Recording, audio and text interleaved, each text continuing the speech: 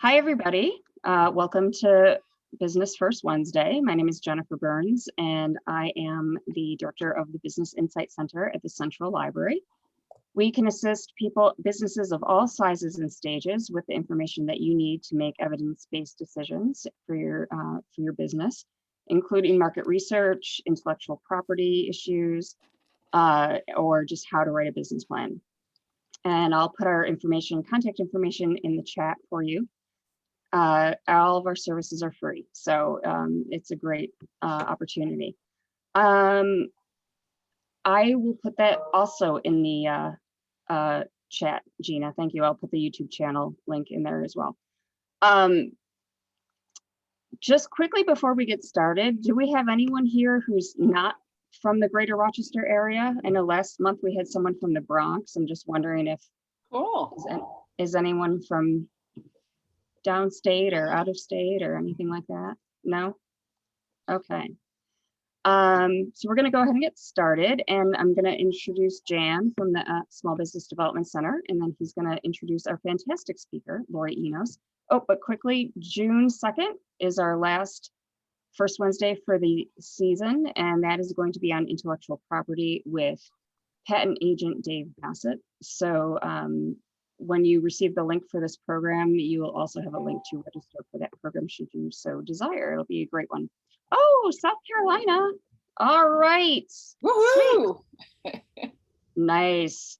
Happy to have you. I'm sure your weather is better than ours. So. Okay. Hope it is.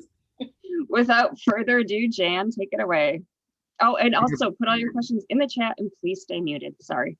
Good morning, everyone. I'm Jan Pazanch, and I'm the director of the Small Business Development Center at SUNY Brockport, and welcome to our SBDC compatriot from down south. Hope you find this to be interesting, and everyone else, we look forward to working with you in some way, shape, or form. Let me take a second to tell you about what the SBDC is. If you're not familiar with us, we are an entity that works with small businesses exclusively, whether you're thinking about it, actually got started, have managed to get started, but run into problems or are looking to expand. Our services are provided at no cost. Then we work with you one-on-one for as long as we're all doing something constructive. And all that means is if you come to us and say, gee, all I need to know about is how to get an employer identification number, we'll get you in and out in a hurry. If you're looking for help with a business plan, which most of our clients do, you'll be working with us for a bit. We are working virtually at this point, and so it makes it a little bit more convenient for a lot of folks because we can counsel you from your living room as we are sitting in our living rooms, but we'll be doing this for the foreseeable future. Our contact information I already posted in the chat box, so you can contact us. Best bet would be to go to our website at nysbdc.org and click on make an appointment, and we'll get back to you usually within 24 hours. The phone number is there in case you want to call, and also our email address if you want to send us an email. Just also want to let everyone know that we are still very heavily involved with assisting businesses in accessing the various COVID funding programs that exist, everything from the EIDL through shuttered venues to the Restaurant Revitalization Fund grants. And we're hearing now that PPP may have finally been exhausted, and just got that about an hour ago. So hopefully we'll get some clarification on that. Also, just a reminder that we do have one more program coming up next month with Dave Bassett talking about intellectual property, and that's the first Wednesday, as all of our sessions are. And also, we're going to be sending you an evaluation after the session today, asking you to evaluate Lori and anything else you care to talk about. But also, just as importantly, if you have any thoughts or ideas or recommendations for future programs, we'd appreciate hearing about that as well. So having said that, my pleasure to introduce Lori Enos. Lori's been doing programs with us for quite a while already. She's a great person as an individual. And just as importantly, she's really super as far as her knowledge about marketing and social media. And today she's going to do a presentation on how this all applies to the current COVID situation. So Lori, take it away. Thank you, Jan. Appreciate those nice words.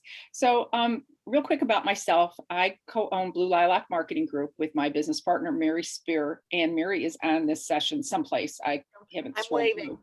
Oh, you're waving. Hi, Mary. Now I see what she's wearing today, so that's good. So we together are Blue Lilac Marketing Group, and Mary is the graphic design expert and makes things look beautiful, designs your logos, that type of thing. Me, I'm the social media content website designer. So today we're going to talk about how to market your small business during the COVID crisis, because it's so important to continue marketing, and not just during COVID, but all year round, all the time, because this is marketing to me. Obviously, I'm a marketing person, but to keep yourself visible as a business, it's important that you market your business all the time.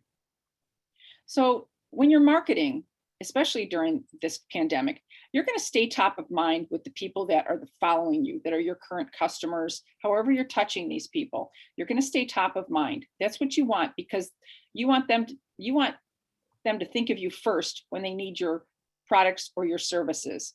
And it may be now during the COVID, or it may be later on after COVID. If you continue your marketing, you're going to stay ahead of your competitors, because a lot of people have just sat back and gone, well, I guess I can't do anything right now. I'm just going to, shut the doors, or I'm not going to invest money. I'm not making any money. I don't have the money to invest.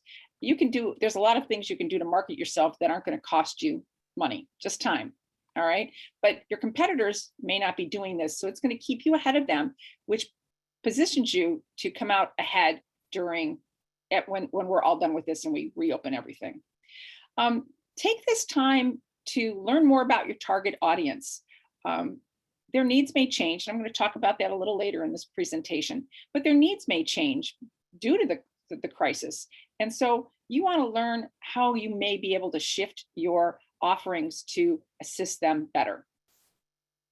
And like I said, it sets you up for success once COVID is over with. So marketing allows you to stay connected to your audience. By emailing, by posting on social media, you are staying connected with your community. That is essential.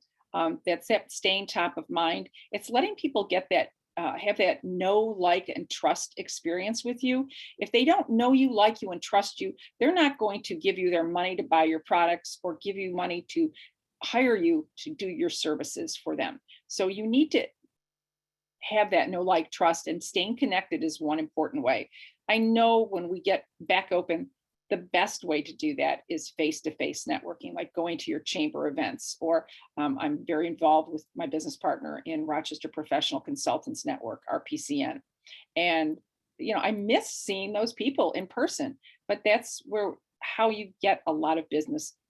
The know, like, trust happens faster face-to-face, but you can build it through email and through social media. Marketing allows you to keep your customers and your followers updated on what you're doing. If you have a new product launch, if you are still open, it's like, hey, I'm still here. Let them know that you're still in business and that you're still active and that you can still take care of their needs, whether it's a product or a service. And it strengthens your bonds with your community. Again, it's that know, like, trust. But by being top of mind, by being active in social media, especially, the community you've built up there will respond to you. So this is something we tell our clients all the time: before you do anything, plan it out, prepare it, and then publish. So the first thing I'm going to talk about that you can do right now is an email drip campaign. So think about, I like to use the analogy of Chinese water torture, but this is in a nice way, right? So you're dripping little emails to your email list over a maybe 6 or 8 week campaign period. So maybe take one each quarter of the year and do one campaign and send them an email. It could be once a week. It could be twice a week. You know your audience. Are they going to think, oh my God, they're spamming me by doing it twice a week? Don't do it twice a day. Don't do it every day. But have a regular publishing system that you want to send out these emails, and have a campaign that you're telling them about your products, your services, new offerings, sending them your newsletter.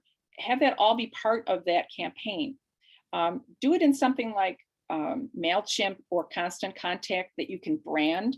So it looks like it's coming from you. It's in your colors. It's got your logo on it. It's got maybe images that you've used in other social media posts or on your website. So they recognize. So when they get it, they know it's from your business. So this is a great way to stay in touch with your current customers. Plan your social media. I don't know if you guys are going to be able to see this, but I'm going to show you. This is behind the curtain. So this is just a blank calendar. I just searched online for blank calendar, and you can see I hand wrote. This was last April. I just opened this up before the presentation. Hand wrote the month and then hand write all the days in, so that you know this is the month that you've got to fill up with social media. Now, I post every day for our business because this is my business. I need to show you that I can do this, right? And so every Monday is what I call Marketing Monday. So every Monday I've got in here. So I know I have to write a Marketing Monday tip.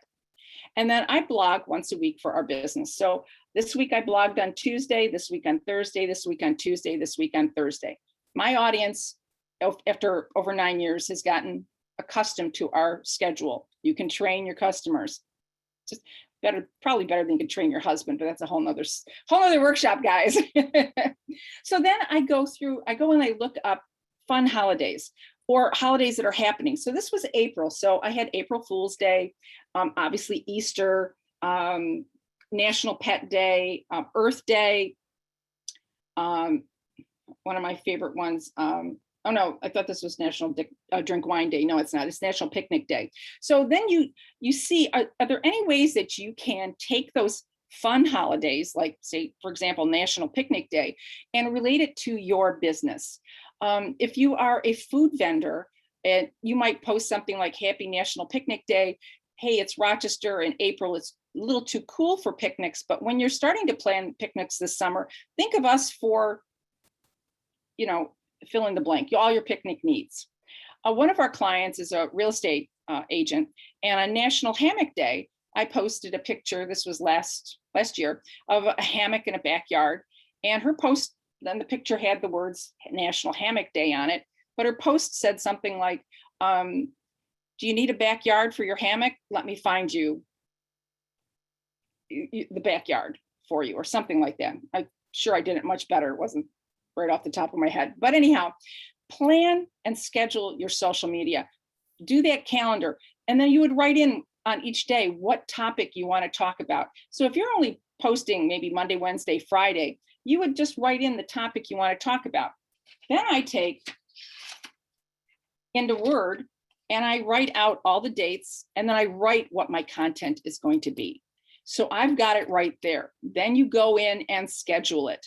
That's the publishing. So that while you are doing something else, networking, working on a client project, whatever, your social media is popping up there. Facebook, you can schedule right in Facebook. There's other schedulers out there that you can use. Hootsuite, HOOTSUIT.com is one that is free, but it only allows you 5 posts. Buffer, BUFFER.com is another one that allows you 10 free posts a month. So you just have to set a reminder that on day 9 or day 10 to go in and post the rest of your posts. So unless you want to pay, those are just the free ones I'll just share with you. So plan, prepare, and publish your social media. That is so important. And then if you've got downtime because your store isn't busy or you're not busy, use this time to start a blog. It shows that you're the expert in your field. Write an ebook or a downloadable guide on how to use your products, how to create what it is that you're selling, if you've got kits or whatever. But the ebook and the downloadable guide are things that you can put on your website as a free download. And it's that call to action on your website, on your homepage, so that if people want your ebook or want your downloadable guide, they have to give you something. And what do they give you? They give you their email address. And then what do? You put them into your drip campaign.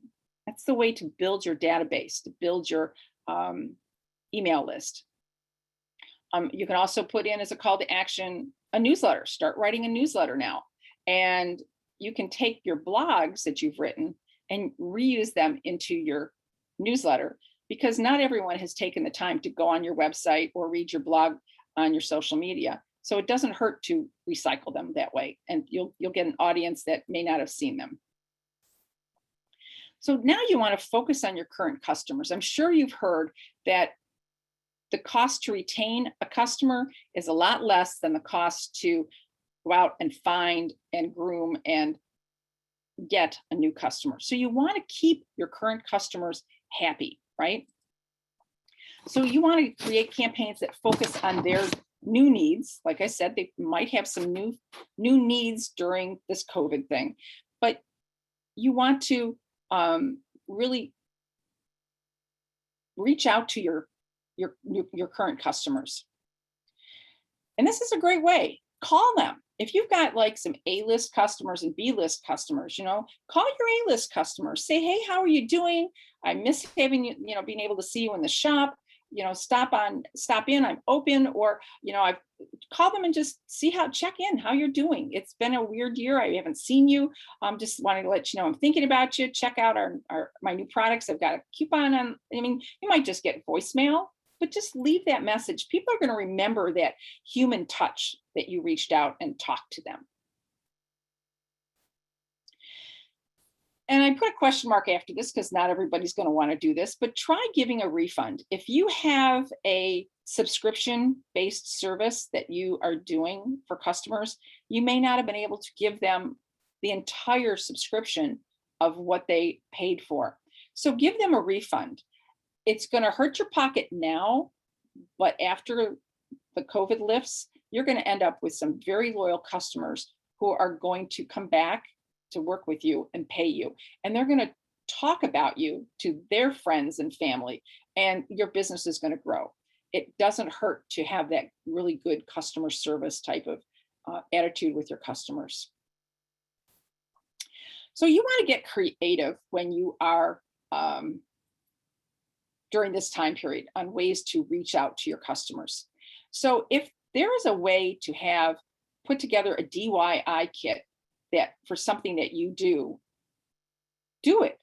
And then you can do an online class to teach them how to build or make whatever it is. If you're a baker, you might put all the ingredients needed to make a cherry pie, and people could stop by your bakery and pick them up. And then you do a virtual class on how to bake the perfect pie crust or make the perfect cherry pie, right? Or have an online meeting, or use this Zoom type of thing to offer a workshop like this for your customers.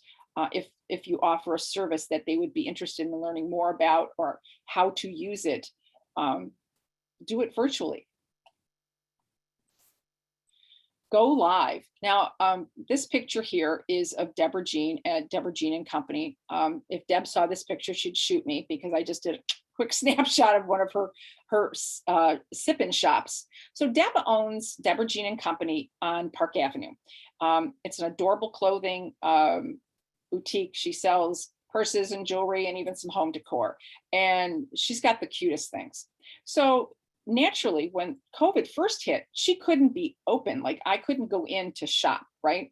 So she got creative and started doing these sip-in shops on Wednesdays. So all of her customers would know from 7 to 8, she's live and she's showing you, oh, I just got this in, I got this in, this cute purse or this cute top or whatever.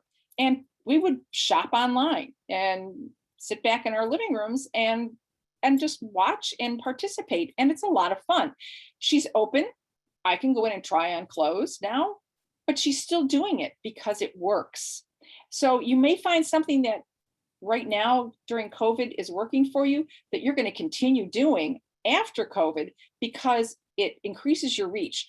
Especially like for Deb, she's a brick and mortar store. Not everybody has the opportunity to get into the shop, but when you go live and show new products, people are going to, they're going to shop online, right? It's so simple. Hold a contest that's a fun way of getting engagement online, and maybe giving away one of your products that people would like. And so getting more word about your brand out there, and have people have to do something. They have to share it, the post or something, and you get notified when people share. So then you just pick one and they win the prize, right? Promote specials or limited time offerings. Depending on the platforms you're on, you may want to just do this for just your Facebook group, or just a coupon just through email. That way you know where it's coming from. And you can see that you got a lot of traction off of this coupon you emailed out, or you got a lot of traction putting this discount on Facebook because those people are really engaged with your brand. So consider that as an option if that works for your business. This is a good time to take the time to do some of your housework on your business, like your online presence. So if your website is not mobile friendly, make sure it is, because you're not going to show up in searches. So if you did your website, make sure it's mobile friendly. If you didn't, and it's not website or mobile friendly, talk to your webmaster and have them make that happen for you. Same with SEO, which is search engine optimization. Make sure that all the words and the keywords and terms that people would use to search for you, for your business, are in the back end of your website, so that you are found in searches, so that when people are looking for you, you're on page 1, right? That's where you want to be. You can also increase your chances by using those same keywords and terms in the content of your website. So that helps you in search rankings that way. But it can't just be throw it all in there. It has to be in a readable paragraph. It can't just be just insert those words, because Google knows, and then they just punish you by moving you to page 20 or 10, something like that. Oh, yep. See, I didn't even realize I put that in as a tip. But you also can use those same keywords in your blog. Like I just did a blog, I don't know if it was this week or last week, called Instagram Marketing Tips.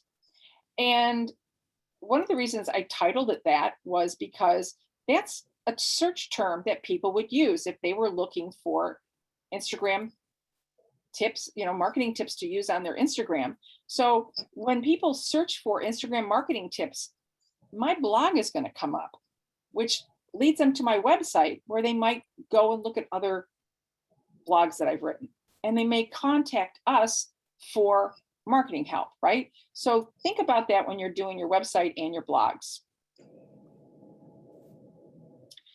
Take this time to engage in online forums. They may be industry related, so that you can learn more about your industry and become more of an expert and keep your skills sharp. Or they could be a forum where you are helping other people that could use your product or are using your product. Like you set up your own Facebook or LinkedIn group, and it's a private group, and you can learn from your customers. They can tell you what they like and don't like about your product, and they maybe even give you ideas for new products or services or additions to whatever it is that you are offering. Take some time to look at your social media accounts in your About section. You may have set those up years ago, and things have changed. Maybe you've won some awards. Make sure your website is listed in there, because people do go into those About sections to learn more about you. And if your website's there, they can just click on that link and go to your website. Your website is where people are going to get more detailed information about you than they will on just little snippets of information that pop up on social media, right? And then make sure you create valuable content. You want to give away information to your audience that they are going to be able to find valuable, it's going to educate them, and is going to help them do better at whatever it is that they're doing, or feel better if you're a therapist, or like you're selling cosmetics or body scrubs, something like that. You want to create content that is going to help make their life better. So the valuable content is what is going to keep people coming back to your Facebook pages and your website to learn more, because what you're giving them is what they need and what they want. So that's part of knowing your audience. But make sure you put in valuable content. You're not just putting junk out there. Take some time to focus on your branding. Define your value proposition. That's a whole workshop unto itself. But it's what you are all about as a business and how you are going to benefit your customers in a nutshell. Ask for testimonials and maybe or reviews. It's not hard. Send an email out. We tell our clients to ask for a testimonial that you can use in your marketing, because that allows you to use it on your website, in a brochure, on social media. If you just say, hey, can you give me a testimonial that I can use on my website? Well, that's the only place you can use it. But that overarching, if I can use it in my marketing, gives you permission to use it wherever you want. Put up a page on your website for testimonials. You may not have a lot when you're first starting out, but happy customers will definitely give you testimonials. Just ask. And the ask is through email. So you've got that written proof that you asked. They gave you the testimonial permission. Sometimes even we've had customers, and I remember doing this in corporate, when I worked marketing in corporate, they would be so busy, just write me something. So I would write the testimonial for them from what they had said to me in a conversation and send it to them for their approval. And then I could use that. So that's a way around it too. If they tell you, oh, I'm too busy. Well, when we were talking, you said XYZ, and then send it to them, write it out, get their approval and use it in your marketing. The social part of social media is engaging, having conversations online. If people comment on your posts, okay, somebody needs to be muted here, please.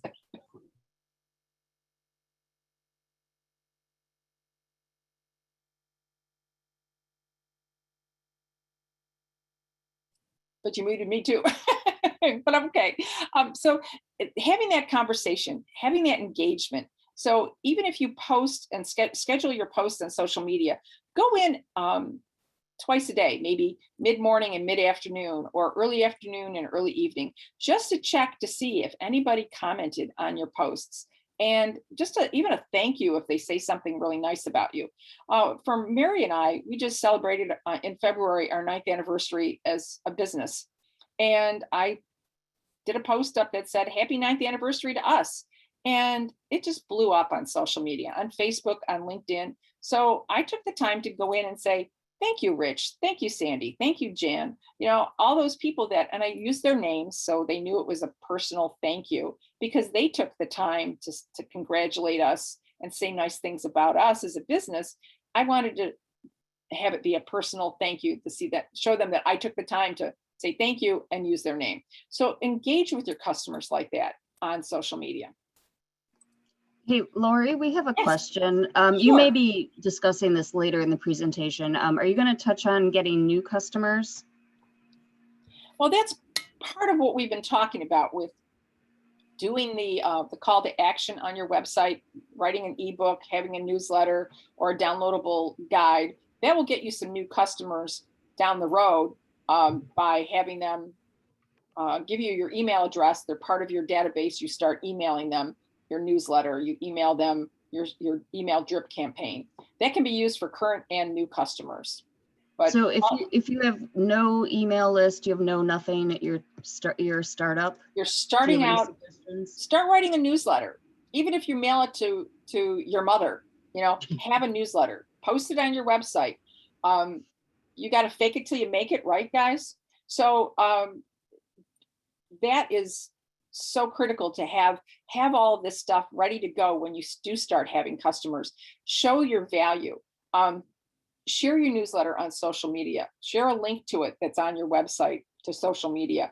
The social media part is where you're going to be able to mine for some customers by putting out that valuable content. or sharing all your information and then being responsive to posts and the people that comment on your posts or message you. I've found that Facebook Messenger has just blown up as a way of people reaching out to businesses. So use that. Be responsive. When we're always on our phones, I mean, our phones are right next to us. Mine's right next to me all the time, right? Practically sleep with it. But so respond. Don't wait forever to respond. Respond within like 12 hours if you can, less preferably. That's how you're going to get a customer and keep a customer. All of these things are things that you can do when you're just starting out too, to find customers. The social media, the valuable content, the having your value proposition, writing a newsletter, writing an ebook, having your website, having social media. Pick one social media, do it well. Pick two if you want, if you've got the time, and really focus on them. I would recommend, like, if you're just starting out and your audiences are on Facebook and Instagram, link your two accounts, and then you only have to schedule it on the inside of your Facebook business page, and it goes to your Instagram and to your Facebook page. So you're not messing around with 20 different schedulers and all that stuff. Hopefully that answers some of your question. So back to focusing on your branding. When you are on social media, it's not sell, sell, sell. Hard sell turns everybody off. So share that valuable content. Most of your posts should be information that you're sharing, valuable content, or even some humor. You know, I've got one chiropractor client that I have that Saturdays I usually post a cartoon or a funny, something that's a little humorous. And then the times that I haven't, people have commented, hey, where's our Saturday laugh? You know, so they've gotten used to seeing that. And that's perfectly okay. He's a fun guy. His office, his practice is fun. So let his potential clients, or patients, I should say, for him, know that that's the kind of experience you're going to have in his office. It's not all, you know, very stiff and serious. He knows his stuff. He's good, but you're going to have an enjoyable visit with some fun people. But so don't do the hard sell. You're going to turn so many people off. Hey, Lori, we have another question Sure. from Julia. Is there a different tact or strategy you take when it's, you know, it's not B2C, it's B2B? So if you're marketing to directors, ad buyers, magazine editors, at people at major corporations, do you have a different path for that? Well, sure. Those people, if you're B2B, the social network you should be on is LinkedIn, and use that. If you've got a network on LinkedIn, which I hope you do, reach out to those people. Look on LinkedIn to see who you want to be connected to, who you want introductions to, and then ask. I can't tell you the number of times Mary and I have been asked by people that they're looking for their business, they're clients of ours, and they're connected to us on LinkedIn. They'll look at my connections and say, hey, Lori, I really want to meet Mr. X. Can you introduce us? It's very simple on LinkedIn to do that introduction. And then your big boys and girls, you go off and, you know, I'll say, hey, Mr. X, I'd like to introduce you to Dave Bassett. And, you know, Dave's a fabulous intellectual property patent agent. And I really think that the two of you would hit it off. Here's Dave's contact information, and Dave, here's Mr. X's contact information, and then just let it go. So for your kind of business, Julia, was it? That's what you should do. Go through your contacts, see who they know that you want to know, and ask to be introduced. That warm introduction is the best way to get those contacts. Hopefully that answers your question. So you want to encourage people to engage with your brand. And how do you do this? Well, you can ask questions. You can do a survey on LinkedIn. You can ask a question in your post, or even, you know, some things like, I can't decide between this logo and this logo, or I'm thinking about rebranding these bottles. Which bottle do you like better for my XYZ lotion? And ask people. You may already know you're going to use bottle A, but just put it out there. It may change your mind, but it definitely will increase engagement, because who doesn't like to be asked their opinion? I know I do. Okay. So that's a great way to engage people, get them to engage with your brand. And then use a consistent voice through each social media brand or platform. If you are a financial advisor, you are going to have a different tone of voice than somebody that runs a miniature golf ice cream parlor place, right? So the financial advisor is very business focused, very serious.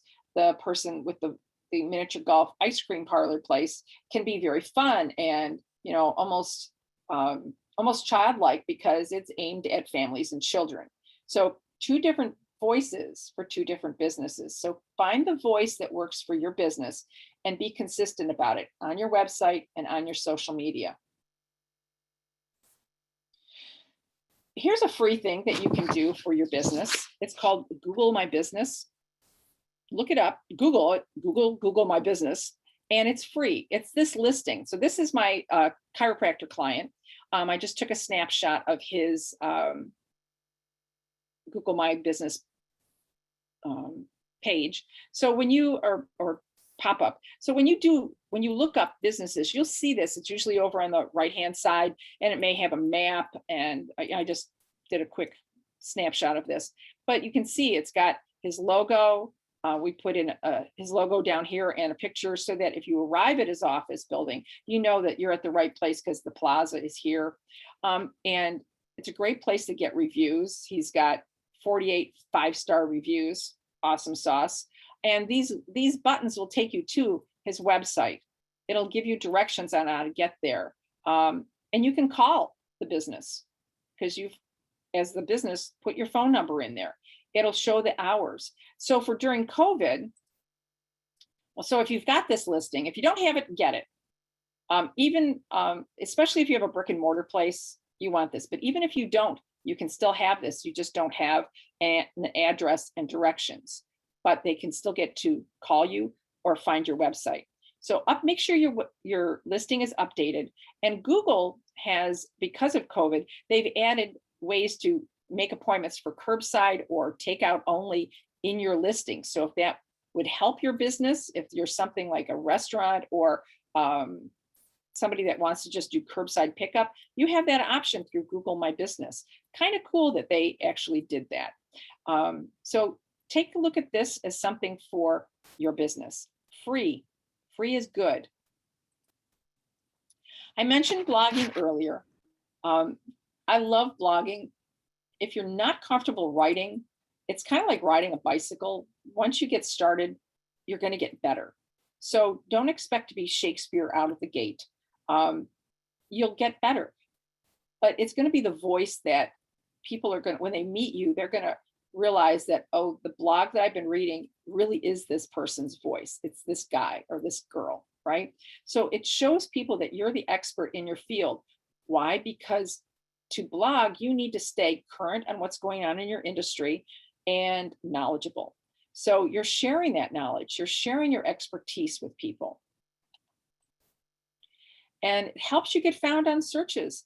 When people are looking for, like I told you, that blog I wrote for marketing, Instagram marketing tips, it's getting hits like crazy because that's a searchable term that people use.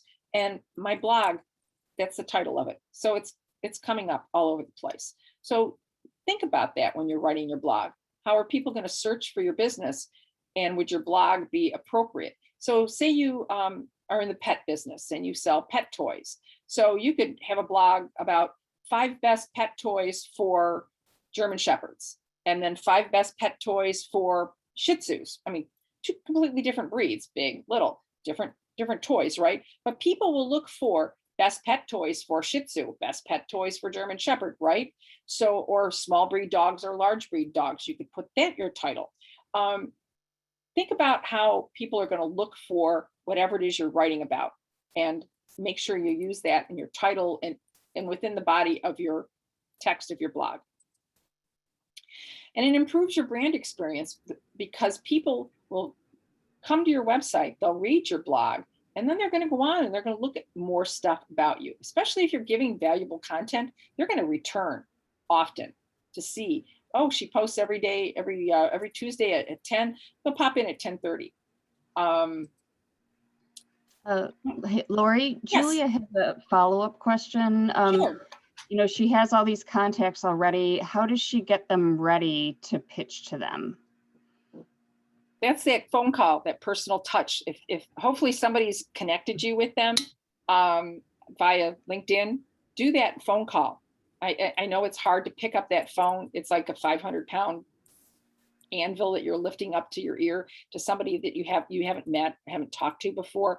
But if somebody introduced you, you've got that warm lead through LinkedIn, call them. Say, hey, Julie, I am Lori from Blue Lilac Marketing. We were introduced by Mary. Just wanted to, see if there'd be opportunity for us to meet for coffee or meet virtually, if I could schedule some time with you, because I'd really like to ask you for some information on or some help with.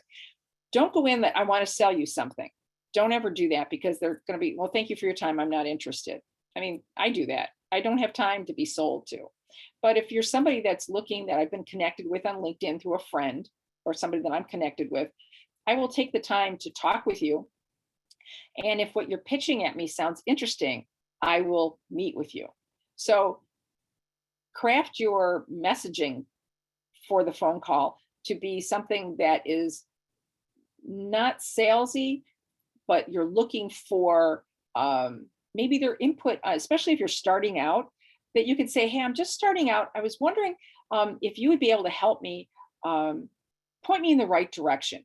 Not say, I want to sell to you, but then when you get there and meet with them, talk to them about your business and say, is this something that you think you would be interested in purchasing? Or do you know anybody that somebody else I could talk to? Go at it that angle, especially if you're just starting out. Does that help you, Julie? I hope so. Okay, so something else you can do is start a podcast. I mean, who else is listening to podcasts?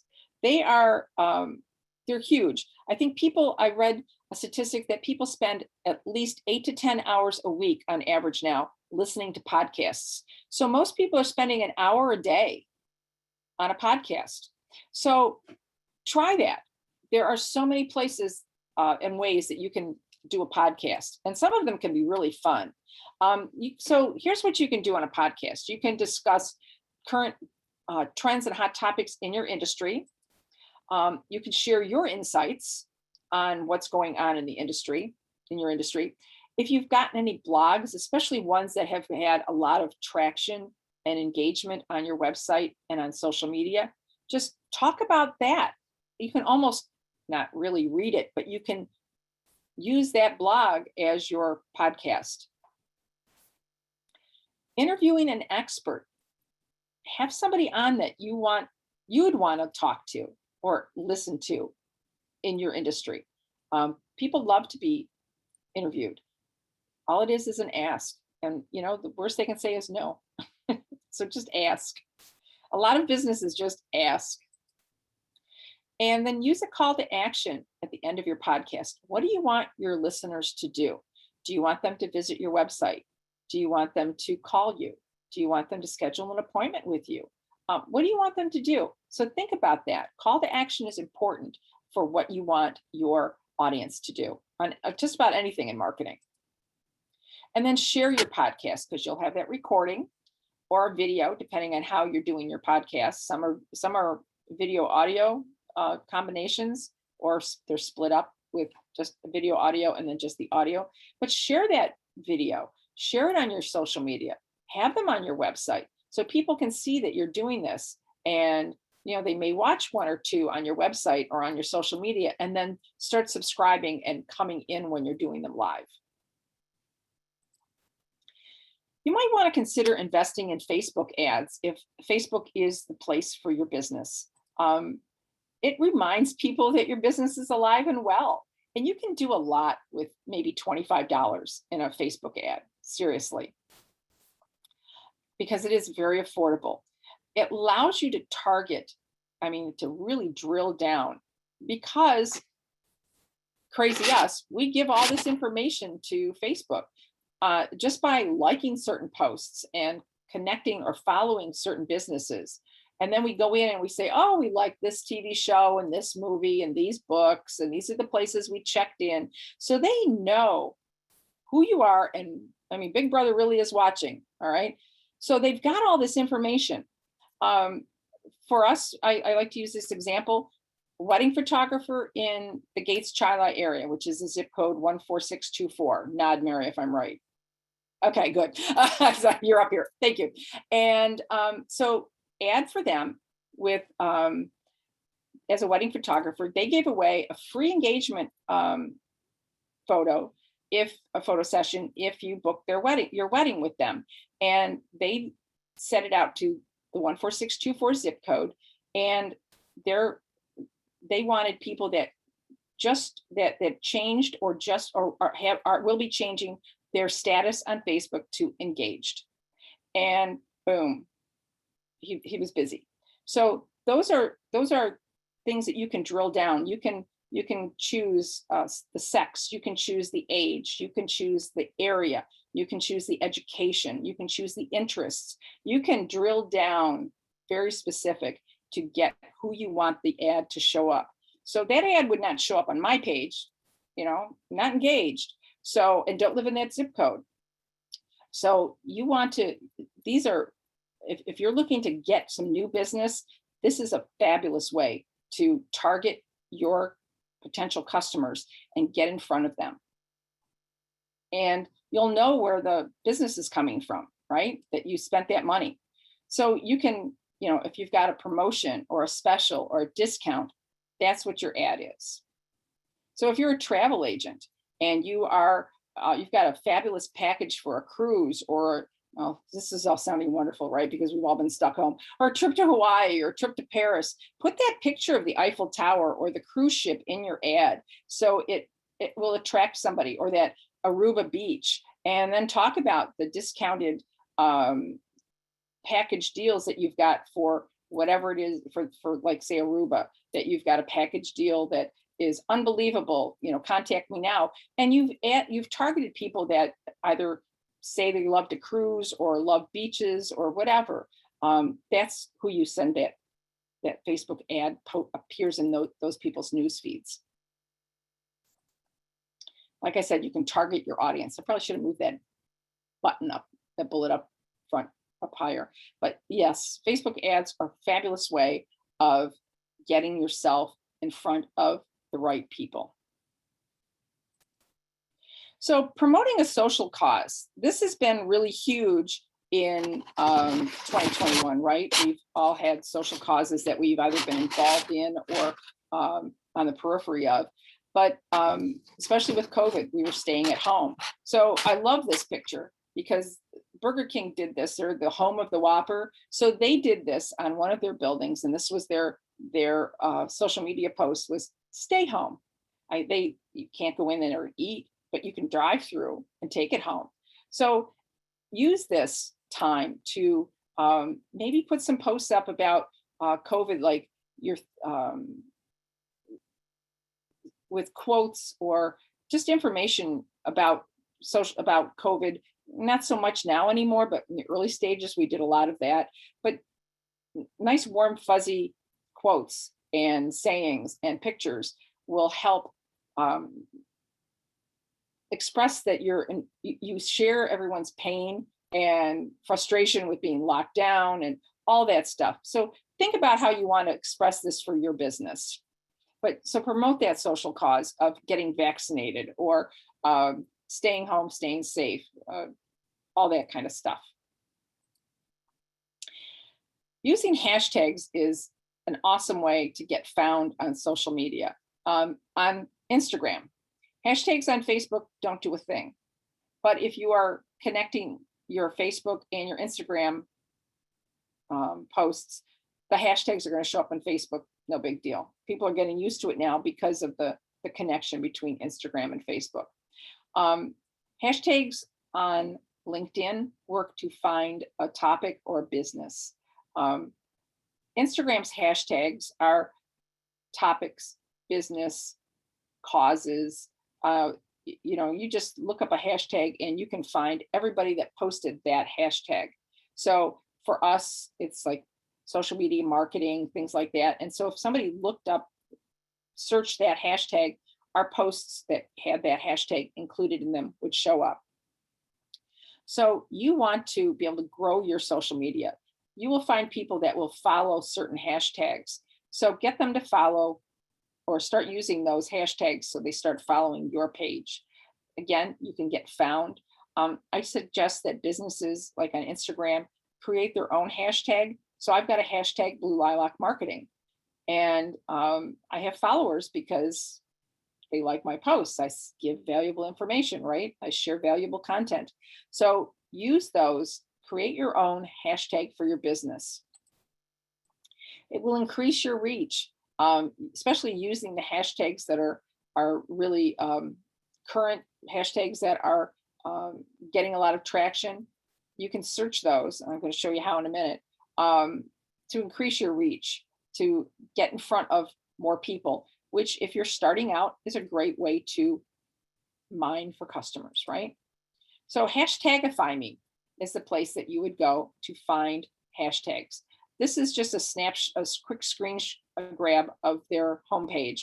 That's the website address, Hashtagify Me. So right, they just, because COVID-19 is so hot, they just have this in their search bar just to start with as a go-to, because that's must be what most people are searching for, hashtags to use regarding COVID-19. Fascinating. So you could go in and put in your industry and see all the hashtags that come up, and not all of them are going to be appropriate for you, but some of them will, and some of them will think, oh my God, I never thought of that one. So go in and look at Hashtagify Me, especially if you're using Instagram and whether it's connected with Facebook or not. This is a great free place to find some really good hashtags. Not everybody's comfortable in front of a camera, but video is amazingly popular. Video streaming, it's increased by like 12% during the first weeks of the quarantine because people were home. They had the time to watch video. People are still working from home. You think they're spending 8 hours on work? Heck no. I see people that I know are working from home on Facebook during the day all the time. So they're watching videos. So put some videos in, take your phone. Our phones, each iteration of our phones come out with a better camera and a better video camera, right? It's not, oh, by the way, you can talk on it. It's no longer just a phone. It's a computer with a really fabulous camera. So take those videos, create them, put them out there. You're going to reach more people. You're going to keep them engaged longer because people love to watch videos. Live video, like going Facebook Live or LinkedIn Live, gets even more traction than pre-recorded videos. But the thing I like about pre-recorded videos is I do a lot of vlogging, video blogging for our business. And, I'll be talking about the topic I'm talking about, and I'll suddenly go blah, blah, blah, blah, because I screwed up. The nice part about recording them is I can delete and start over, right? If you're doing it live and you screw up, it's out there forever that you goofed up. So, but don't be afraid because people are kind of used to that. It just shows the human side of you. But if you're a perfectionist, kind of like I am, you want it to look really good. So try doing some videos of you maybe interviewing somebody or doing a video of you doing your product, creating your product, using your product. Do that. Videos, you will find you'll have a lot of engagement. So you can, like I said, demos, you can share tips, you can do a message, you could interview if you've got employees down the road. Think about this. If you're starting out, you don't have employees, but you may end up hiring somebody. So you could say, hey, I want to introduce you to Mary. They're our new graphic designer. And talk to, and Mary, tell me about yourself. And Mary would come out and say, hey, just that kind of fun, informational thing for your audience to get to know somebody else that might be part of your company eventually, right? So take advantage of video. It's a great and inexpensive. Most of these things I'm telling you to do are free. It's just your time. And now a lot of businesses, as they're starting out, it's harder and harder to find new customers or get started. Take advantage of your time to do the videos, to do social media, to start an email campaign if you can start collecting email addresses. Get those, get in front of people. That's all this is about, is marketing, is getting you in front of people so that they can get that know, like, and trust with you to want to do business with you. So some other tips that I have, if you are selling, try selling on Amazon. I guess starting an Amazon store, can be easier than you think it's going to be. You've already been selling products on your Shopify or your WordPress websites or any other website that has a store, right? An e-commerce site. So you're used to adding products and putting in descriptions, all of that. Well, you may want to look at Amazon as an option to increase your sales by being on Amazon. You can also, you have the time right now to maybe read up on how to increase your product's rankings in the searches using Amazon's SE search engine techniques. That's all beyond what I have ever done for anybody, but I have clients that have gone and taken their stuff onto Amazon to start selling. So it's a great way to consider if you have an actual product to do that. And then re-optimize your content. If you have written blogs and had other posts, especially things that did really well, reuse them. We're all into recycling, right? Keeping green. Well, recycle your business stuff. You may have a blog that you wrote and there's a great quote in there or some great statistic that you talked about. Just pull that out and use that as a social media post. And then you can always link it back to the blog so that that blog gets more traction. So consider recycling things when if you've been in business for a little while and you've blogged or had some really good engagement posts, recycle those. So I am done. I think this is it. This is hopefully all going to bring you some success. So you want to implement, a few of these marketing ideas, especially the ones that are free, like the Google My Business listing, doing your social media, blogging, having you're doing a video, those types of things. I know Facebook ads are going to cost you some money, but most everything else I talked about is something that you can do that is free. And if you're doing social media, just focus on one or two platforms and do them well. You may think, oh, I should be on LinkedIn and Twitter and Pinterest and all these other ones. No, pick one, pick two at the most and do them well, but make sure you're picking ones where your audience is at. That's a whole nother workshop, but you want to know that this is where you're going to be found. So if you're selling B2B, the only place you really should be is LinkedIn. You can also be on Facebook, but you really need to be on LinkedIn. And be consistent with your posts, with your social media and with your blogging. If you start posting Monday, Wednesday, and Friday, you better keep it up because people that are going to follow you are going to expect to see something there every Monday, Wednesday, and Friday at whatever time it is that you post. So be consistent, continue doing it. That's why I shared my calendar with you. Write it out, then schedule it, and it's done. Just take a day, a month to work on your business in that way. Work on your marketing, write out your social media, write your blogs, schedule everything, and just be done with it. One day, maybe not even a whole day, because the more you do it, the more you write, the easier it gets. It becomes much more natural for you. And that's my presentation. So like Jan said at the beginning, they're going to have an evaluation. So just tell everybody how fabulous I am and how fabulous SBDC is. Lori, any other questions? Question from Patricia. And Patricia, unfortunately, I think this is a whole nother webinar, but how do I decide on a business name?